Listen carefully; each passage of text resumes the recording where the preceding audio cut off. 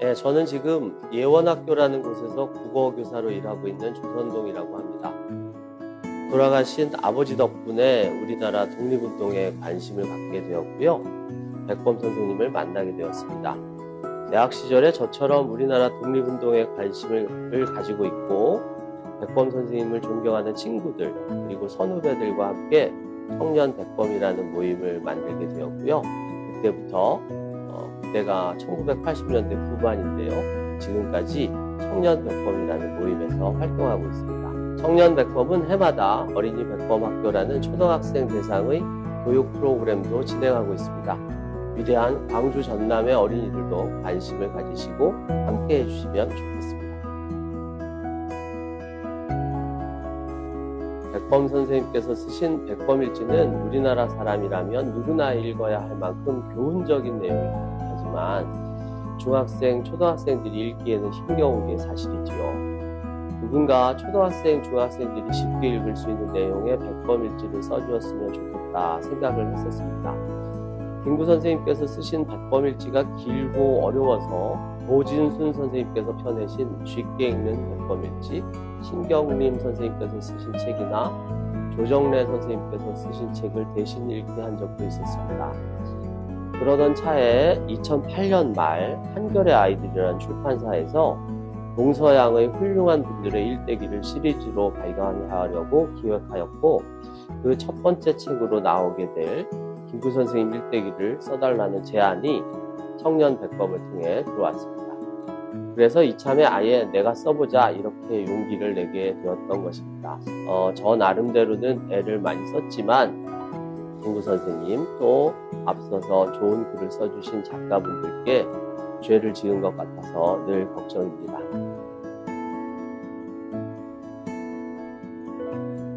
김구 선생님과의 특별한 인연이랄 것은 딱히 없습니다.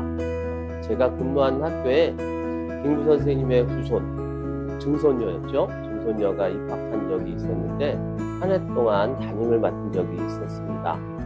지금은 또 다른 김구 선생님의 후손, 이번에는 증손자분인데요. 그분과 어린이 백범학교를 좀 더 내실 있는 학교로 만들고자 함께 힘을 모으고 있습니다.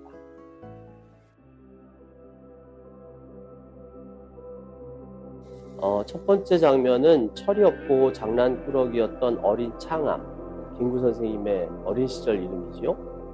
어린 창암이 일가 친척 어른이 이웃 동네 양반들에게 수모를 당하는 것을 보고 공부하여서 집안을 일으키려고 마음먹는 장면과 과거에 실패하고 낙담한 뒤 동학에 몸담게 되는 장면입니다. 정당한 분노는 자기 삶에 띄운 시대적인 문제, 그 시대에는 신분제에 따른 차별이었겠지요. 그런 문제를 깨닫게 합니다. 짜증내고 한탄하고 절망하는 것이 아니라 분노해야 하는 이유를 알 수 있습니다.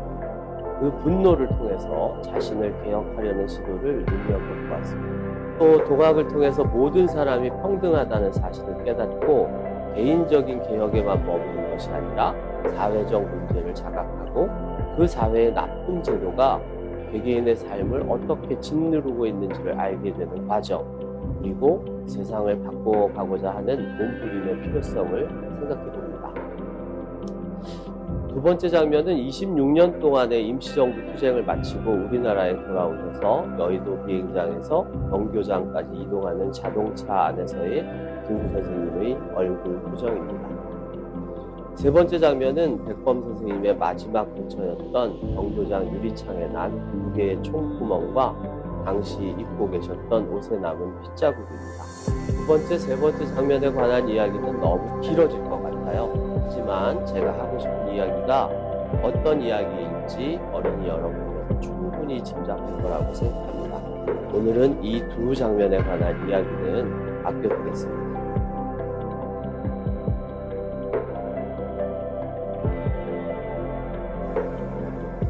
백범이라는 호는 백정과 범부에서 한자씩을 따온 것입니다. 평범한 보통 사람이라는 뜻이 담겨 있습니다. 백범은 김구 선생님 개인을 의미하기도 하지만 지금 우리나라에 사는 모든 사람이 이정표로 삼고 추구해 나가야 할 모습이기도 합니다.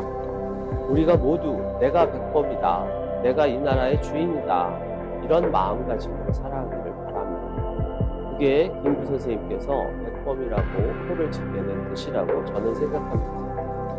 백범 선생님을 중심으로 한 대한민국 임시정부의 역사는 그 어떤 힘에도 절대 꺾을 수 없었던 우리 결의의 자존심이고 어두웠던 시대에 갈 길을 열어준 등대 같은 빛이었습니다. 해방 이후 사상적 분열과 조국의 분단은 지금 우리를 옥죄고 있는 문제들의 근본 원인이기도 합니다. 백범 선생님께서 꿈꾸었던 아름다운 문화국가의 모습은 우리가 모두 만들어가야 할 우리들의 미래이기도 합니다. 다시 말해 김구 선생님의 삶은 우리나라 독립운동과 통일운동의 역사입니다. 김구 선생님의 삶은 우리 역사의 아픔이고 슬픔입니다.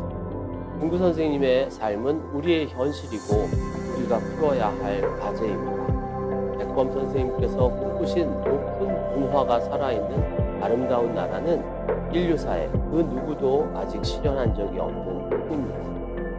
그래서 백범 선생님은 우리의 미래의 모습이고 우리의 사명이며 우리가 잊어서는 안 될 정신이고 언제까지고 우리 가슴에 살아있어야 할 넋이라고 말하고 싶습니다.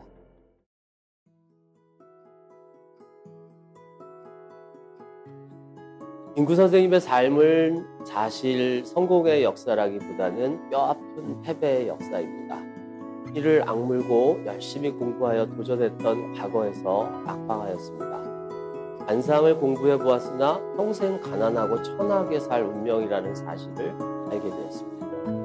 모든 것을 걸었던 동학에서도 패했습니다. 26년이나 지속되었던 독립운동은 부도, 명예도 따르지 않는 길이었습니다. 중국인들이 내다버린 배추더미를 뒤적여야 했고 부흥과 배신이 늘 주변에 있었습니다.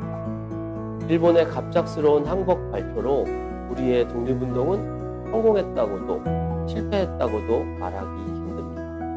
해방 이후 조국 분단을 막고자 이리 뛰고 저리 뛰고 그야말로 동분서주 하셨지만 끝내 안두희의 총판에 쓰러지셨습니다. 김구 선생님은 무수한 실패를 겪었지만 실패의 나락으로 떨어진 적은 없었습니다. 언제나 실패를 딛고 일어나 자기 인생의 주인이 되었으며 다른 사람의 모범이 되었습니다. 김구 선생님은 이런 말씀을 남기셨습니다. 죽은 물고기는 물이 흐르는 대로 둥둥 떠내려갑니다. 그러나 산 물고기는 아무리 급류일지라도 자기 목적지에 도달하기 위해서 물을 거슬러 올라갑니다. 산 물고기는 깊은 물도, 옅은 물도, 순한 물도, 정류의 억센 물결도, 여울진 종이장 같은 물도 모로 누워서라도 거슬러 올라갑니다. 자신을 굳게 세우고 지켜가는 사람은 어떤 물살에도 뜻을 굽히지 않습니다. 어떤 환경에서도 당당히 맞서서 자신의 목적지를 향해 나아갈 수 있습니다. 저와 어린이 여러분 모두 김구 선생님의 삶을 통해서 어떤 순간에도 포기하거나 절망하지 않고 꿋꿋하게 다시 일어서는 마음을 키워서 끝내 자기 자신에게 승리하는 사람이 되었으면 좋겠습니다.